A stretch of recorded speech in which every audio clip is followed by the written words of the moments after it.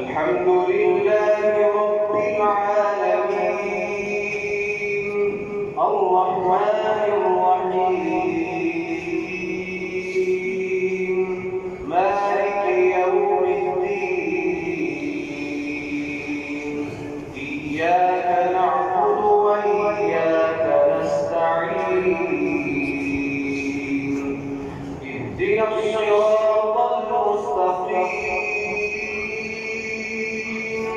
صراط الذين أنعمت عليهم غير المغضوب عليهم ولا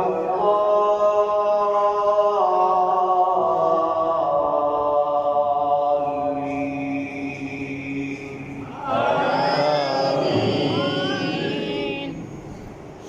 إن في ذلك لعبرة لمن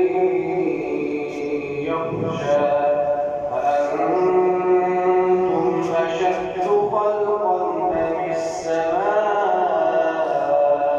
بناها رفع سمكها فسواها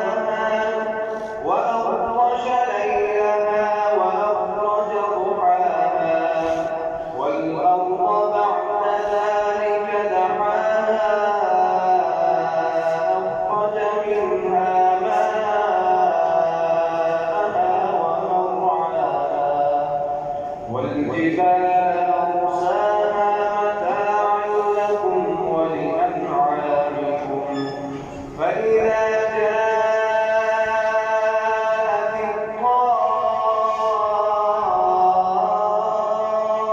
الطامة الكبرى يوم يتذكر الإنسان ما سعى وبرزت الجحيم لمن يرى فأما من طغى وآثر الحياة الدنيا فإن الجحيم هي المأوى وأما من خاف مقام ربه ونهى النفس عن الهوى فإن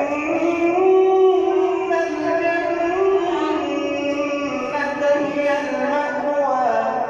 يسألونك عن الساعة أيان مرساها فيما أنت من ذكراها إلى